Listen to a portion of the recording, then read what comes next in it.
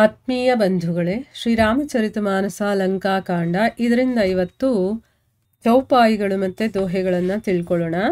ತೋರೆ ಕೋಸ ಗೃಹ ಮೋರ್ ಸಬ ಸತ್ಯ ಬಚನ ಸುನು ಭ್ರಾತ್ ಭರತ್ ದಸಾ ಸುಮಿರತ್ ಮೋಹಿ ನಿಮಿಷ ಕಲ್ಪ ಸಮ ಜಾತ್ ತಾಪಸ ಬೇಷ ಗಾತ್ ಕೃಸ್ ಜಪತ್ ನಿರಂತರ ಮೋಹಿ देखौ बेगी सो जतनु करू सखा निहोरवु तोही बीते अवधि जाऊं जो जियत न पावऊ बीरा सुमिरत अनुज प्रीति प्रभु पुनि पुनि पुलक शरीरा करेहु कल्प भरी राजू तुम्ह मोहि सुमिरेहु मन माही पुनि मम धाम पाई हूँ जहाँ संत सब जाही सुनत विभीषण बचन राम के हर्षि गहे पद कृपा धाम के बानर भालु सकल हर्षाने गही प्रभु पद गुण बिमल बखाने बहुरी विभीषण भवन सिधायो मणि गण बसन विमान भरायो लय पुष्पक प्रभु आगे राखा हसी करी कृपा सिंधु तब भाषा चढ़ी विमान सुनु सखा विभीषण गगन जाई बरसहु पटभूषण नभ पर जाई विभीषण तबही बरसि दिए मणि अंबर सबही जोई जोई मन भावई सोई लेही मणि मुख मेली डारी कपि देही हसे राम श्री अनुज समेता परम कौतुकी कृपा निकेता. ಇವು ಚೌಪಾಯಿಗಳು ಮತ್ತು ದೋಹೆಗಳು. ಈಗ ಇದರ ಅರ್ಥವನ್ನು ತಿಳ್ಕೊಳ್ಳೋದಕ್ಕೆ ಪ್ರಯತ್ನ ಮಾಡೋಣ. ತುಳಸಿದಾಸರು ಹೇಳ್ತಾರೆ, ವಿಭೀಷಣ ನನ್ನನ್ನು ನಿನ್ನವನನ್ನಾಗಿ ಮಾಡ್ಕೋ, ಈ ಒಂದು ರಾಜ್ಯ ಭಂಡಾರ ಸಂಪತ್ತು ಇದೆ ಎಲ್ಲವನ್ನೂ ಕೂಡ ವಾನರರಿಗೆ ಹಂಚಿಬಿಡು, ನನ್ನನ್ನು ಅಯೋಧ್ಯೆಗೆ ಕರ್ಕೊಂಡು ಹೋಗು ಅಂತಂದ್ಬಿಟ್ಟು ವಿಭೀಷಣ ಹೇಳ್ತಾನೆ. ಆಗ ಅವನ ಮಾತನ್ನು ಕೇಳಿ ಆ ಪ್ರಭುವಿನ ಕಣ್ಣುಗಳಲ್ಲಿ ಪ್ರೇಮಾಶ್ರಗಳೇ ತುಂಬಿ ಬಂದ್ಬಿಡುತ್ತೆ. ಎಂಥ ಒಂದು ಪ್ರೀತಿ ಇದೆ, ಭಕ್ತಿ ಇದೆ ಇವನಿಗೆ ನನ್ನ ಮೇಲೆ ಅಂತಂದ್ಬಿಟ್ಟು. ಆಗ ರಾಮ ಹೇಳ್ತಾನೆ, ತಮ್ಮ ಕೇಳು, ನಿನ್ನ ಬೊಕ್ಕಸ ಭಂಡಾರ ಭವನ ಇದೆಲ್ಲವೂ ಕೂಡ ನಂದೇ, ಇದು ನಿಜಾನೇ.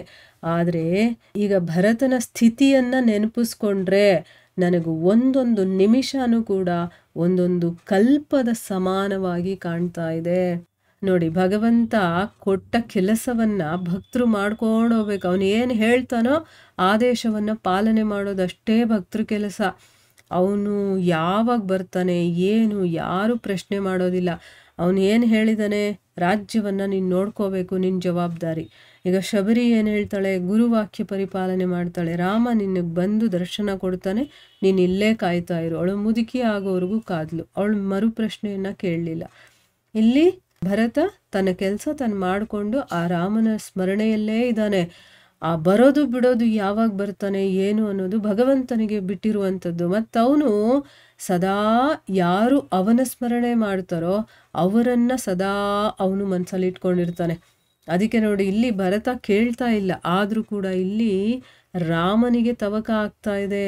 ಅವನಿಗೆ ಇಲ್ಲಿ ತಡ್ಕೊಳಕ್ಕಾಗ್ತಾ ಇಲ್ಲ. ಯಾವಾಗ ಭರತನನ್ನ ಹೋಗಿ ಭೇಟಿ ಆಗ್ತೀನೋ ಅಂತ ಅನ್ನಿಸ್ತಾ ಇದೆ. ಇಲ್ಲಿ ವಿಭೀಷಣ ತನ್ನ ರಾಜ್ಯವನ್ನ ಇದನ್ನೆಲ್ಲ ನೋಡು ಅಂತ ಕರೆದ್ರೂ ಕೂಡ ಇಲ್ಲ, ಭರತನ ಸ್ಥಿತಿ ಹೇಗಿರಬೇಕು ಆ ರೀತಿ ನಾವಿರಬೇಕು. ಭರತ ಎಷ್ಟು ಅವನು ರಾಮ ಹೇಳಿದ್ದನ್ನ ಚಾಚು ತಪ್ಪದೆ ಮಾಡ್ತಾನೆ, ಆದರೆ ತನ್ನ ಭಕ್ತಿಯನ್ನು ಅವನು ಬಿಟ್ಕೊಡೋದಿಲ್ಲ. ತನ್ನ ಅಣ್ಣ ಹೇಗೆ ಇರ್ತಾನೋ ಕಾಡಲ್ಲಿ ಹಾಗೆ ನಾನು ಇರಬೇಕು ಅಂತ ಅವನು ಇಷ್ಟಪಡ್ತಾನೆ. ಅದೇ ರೀತಿ ಅವನು ಒಂದೇ ರೀತಿ ಅವನು ಒಂದು ತಪಸ್ಸಿನ ಹಾಗೆ ಅದನ್ನು ಮಾಡ್ಕೊಂಡು ಹೋಗ್ತಾ ಇದ್ದಾನೆ. ಅದಕ್ಕಿಲ್ಲಿ ಅವನ ಸ್ಥಿತಿ ನೆನೆಸ್ಕೊಂಡ್ರೆ ಒಂದೊಂದು ನಿಮಿಷ ನನಗೆ ಒಂದೊಂದು ಯುಗದ ಥರ ಆಗ್ತಾ ಇದೆ. ಅದೊಂದು ತಪಸ್ವಿ ವೇಷದಲ್ಲಿದ್ದಾನೆ, ಆಮೇಲೆ ಸಣ್ಣಗಾಗ್ಬಿಟ್ಟಿದ್ದಾನೆ.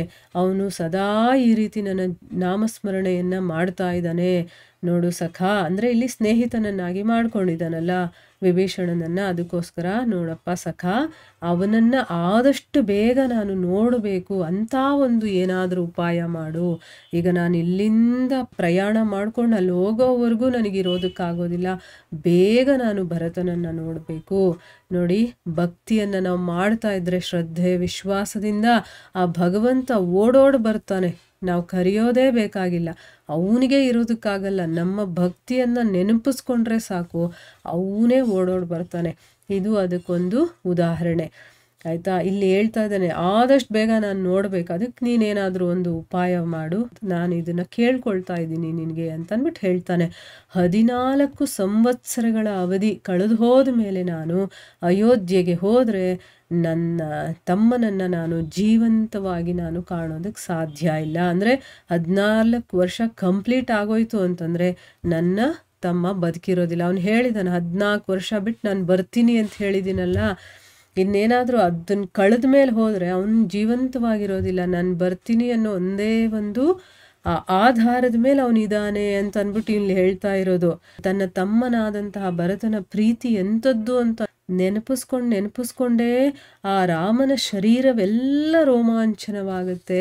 ಇದೆಲ್ಲ ಶುದ್ಧ ಪ್ರೀತಿ, ನಮಗೆ ಅರ್ಥನೂ ಆಗೋದಿಲ್ಲ, ಏನು ನೆನಪಿಸ್ಕೊಂಡು ಏನಾಗ್ತಾ ಇದೆ ಅನ್ನೋದು ಗೊತ್ತಾಗೋದಿಲ್ಲ. ಯಾಕಂದರೆ ಅದರ ಒಂದು ಅನುಭವ ನಮಗಾಗಿದ್ರೆ ಮಾತ್ರ ಗೊತ್ತಾಗೋದು. ಲೌಕಿಕದ ಪ್ರೀತಿನೇ ಬೇರೆ, ಆಧ್ಯಾತ್ಮಿಕದಲ್ಲಿ ಆ ಪ್ರೀತಿನೇ ಬೇರೆ, ಅದರ ಒಂದು ಅನುಭವಗಳೇ ಬೇರೆ. ಆಯಿತಾ. ಇಲ್ಲಿ ತುಳಸಿದಾಸರು ತಮ್ಮ ಅನುಭವವನ್ನು ಹೇಳ್ತಾ ಇದ್ದಾರೆ. ಆದರೆ ನಾನು ಎಷ್ಟು ಪಾತ್ರನಾಗಿರ್ತೀನೋ, ನನಗೇನು ಆ ಒಂದು ಅರ್ಹತೆ ಇದೆಯೋ ಆ ಮಟ್ಟಿಗೆ ಮಾತ್ರ ನನಗೆ ಅರ್ಥ ಆಗುತ್ತೆ. ಅಲ್ಲಿ ಒಬ್ಬೊಬ್ಬರು ಅಷ್ಟೇ ಅವರವರ ಪಾತ್ರತೆ ಎಷ್ಟಿರುತ್ತೋ ಅಷ್ಟಷ್ಟೇ ಅರ್ಥ ಆಗೋದು. ಆಯಿತಾ. ಇವರು ಅದನ್ನು ಉತ್ತಮವಾದ ಒಂದು ಸ್ಥಿತಿಯಲ್ಲಿರೋ ಒಂದು ಪ್ರೀತಿಯ ಬಗ್ಗೆ ಹೇಳ್ತಾ ಇರೋದಿಲ್ಲಿ.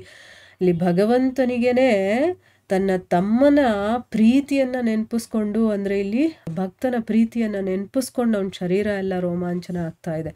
ಈಗ ಭಗವಂತನನ್ನು ನೆನಪಿಸ್ಕೊಂಡಾಗ ಭಕ್ತನಿಗೆ ರೋಮಾಂಚನ ಆಗೋದನ್ನು ಕೇಳಿರ್ತೀವಿ ನಾವು, ಆದರೆ ಭಗವಂತನಿಗೂ ಕೂಡ ಅದೇ ರೀತಿ ಆಗುತ್ತೆ ನೋಡಿ. ಇಲ್ಲಿ ಶ್ರೀರಾಮ ಮತ್ತೆ ಹೇಳ್ತಾನೆ, ಎಲೆ ವಿಭೀಷಣ, ನೀನು ಕಲ್ಪಾಂತರಗಳವರೆಗೆ ನನ್ನ ನಾಮವನ್ನು ಸ್ಮರಣೆ ಮಾಡ್ತಾ ನೀನು ರಾಜ್ಯಭಾರವನ್ನು ಮಾಡು. ಅಂದರೆ ಈ ಕಲ್ಪ ಕಳೆಯೋವರೆಗೂ ನೀನು ರಾಜ್ಯಭಾರವನ್ನು ಮಾಡಬೇಕಾದ್ರೆ ನನ್ನ ನಾಮಸ್ಮರಣೆಯನ್ನು ಮಾಡಿಕೊಂಡು ನೀನು ಆ ರಾಜ್ಯಭಾರವನ್ನು ಮಾಡು. ಆಮೇಲೆ ನಿನಗೆ ಎಲ್ಲ ಸಂತರಿಗೆ ಸಿಗುತ್ತಲ್ಲ ಅಂತ ಪರಮಧಾಮನೇ ನಿನಗೆ ಸಿಗುತ್ತೆ ಅಂತಂದ್ಬಿಟ್ಟು ಹೇಳ್ತಾನೆ. ಶ್ರೀರಾಮಚಂದ್ರನ ವಚನಗಳನ್ನು ಕೇಳಿದ ತಕ್ಷಣ ತುಂಬಾ ಸಂತೋಷ ಆದಂತಹ ವಿಭೀಷಣ ಕೃಪಾಧಾಮನಾದಂತಹ ಶ್ರೀರಾಮನ ಕಾಲಿಗೆ ನಮಸ್ಕಾರ ಮಾಡಿಕೊಳ್ತಾನೆ.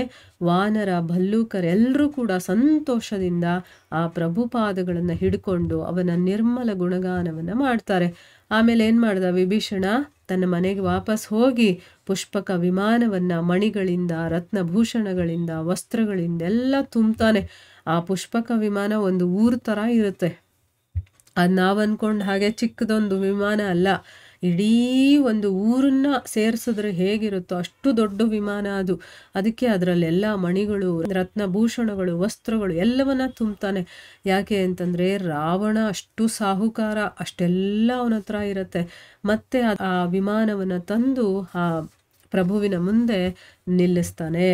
ಆಗ ಕೃಪಾ ಸಿಂಧುವಾದಂಥ ಶ್ರೀರಾಮ ನಕ್ಕು ಹೇಳ್ತಾನೆ, ಎಲೆ ಗೆಳೆಯ ವಿಭೀಷಣ, ಈ ವಿಮಾನವನ್ನು ಏರಿ ಏನು ಮಾಡು, ಆಕಾಶದಿಂದ ವಸ್ತ್ರಾಭೂಷಣಗಳನ್ನೆಲ್ಲ ನೀನು ಮಳೆಗರೆದು ಬಿಡು. ಅಂದ್ರೇನು, ಇದರಲ್ಲಿ ಏನೇನೆಲ್ಲ ಇಟ್ಕೊಂಡು ಬಂದಿದೆಯೋ ಅದನ್ನೆಲ್ಲ ಮೇಲಿಂದ ಮಳೆ ಹಾಗೆ ಸುರಿಸ್ಬಿಡು ಅಂತ ಹೇಳ್ತಾನೆ. ಶ್ರೀರಾಮನ ಅಪ್ಪಣೆಯ ಹಾಗೆ ವಿಭೀಷಣ ಏನು ಮಾಡ್ದ, ಅಂತರಿಕ್ಷದಿಂದ ರತ್ನಗಳನ್ನು, ವಸ್ತ್ರಾಭೂಷಣಗಳನ್ನೆಲ್ಲ ಕೆಳಗಡೆ ಚೆಲ್ತಾನೆ. ವಾನರರೆಲ್ಲ ತಮಗಿಷ್ಟವಾದಂಥ ವಸ್ತುಗಳನ್ನೆಲ್ಲ ಎತ್ಕೊಳ್ತಾರೆ. ಎತ್ಕೊಂಡು ಏನು ಮಾಡ್ತಾರೆ, ಮಣಿಗಳನ್ನೆಲ್ಲ ಬಾಯಲ್ಲಿ ಹಾಕ್ಕೊಳ್ತಾರೆ. ಅಂದರೆ ಅದು ತಿನ್ನೋ ಪದಾರ್ಥ ಅಂತ ತಿಳ್ಕೊಂಡು ಬಾಯಲ್ಲಿ ಹಾಕ್ಕೊಂಡು ತಿನ್ನೋಕ್ಕೆ ಹೋಗ್ತಾರೆ. ಆವಾಗ ಅವ್ರಿಗೆ ಗೊತ್ತಾಗುತ್ತೆ, ಅಯ್ಯೋ ಇದು ತಿನ್ನೋ ಪದಾರ್ಥಗಳಲ್ಲ ಅಂತ ತಿಳ್ಕೊಂಡು ಆ ವಾನರರೆಲ್ಲ ಅದನ್ನು ಉಗುಳು ಬಿಡ್ತಾರೆ. ಅಂದರೆ ವಿಭೀಷಣ ಏನು ಮಾಡ್ದ, ಇದನ್ನೆಲ್ಲ ನಾನು ವಾನರರಿಗೆ ಹಂಚಬೇಕು, ಯಾಕಂದರೆ ಅವರೆಲ್ಲ ಅಷ್ಟು ಕಷ್ಟಪಟ್ಟಿದ್ದಾರೆ ಅಂತ, ಮತ್ತು ರಾಮನಿಗೆ ಉಡುಗೊರೆಯಾಗಿ ಕೊಡಬೇಕು ಅಂತ. ನೀವೆಲ್ಲ ಇದನ್ನು ಹಂಚಿ ಅಂತ ಕೂಡ ಹೇಳ್ತಾನಲ್ಲ, ಅದಕ್ಕೆ ನೀನು ಮೇಲೆಯಿಂದ ಎಸೆದ್ಬಿಡು, ಅವ್ರವ್ರಿಗೆ ಏನೇನು ಬೇಕೋ ಅವ್ರು ಎತ್ಕೊಳ್ತಾರೆ ಅಂತ. ಅವರು ಎತ್ಕೊಳ್ತಾರೆ, ಏನೋ ಒಂದು ತಿನ್ನೋ ಪದಾರ್ಥ ಅಂತ ತಗೊಳ್ತಾರೆ, ಆದರೆ ಏನಕ್ಕೂ ಕೆಲ್ಸಕ್ಕೆ ಬರದೇ ಇರೋದಿದು ಅಂತ ಬಿಸಾಕ್ತಾರೆ.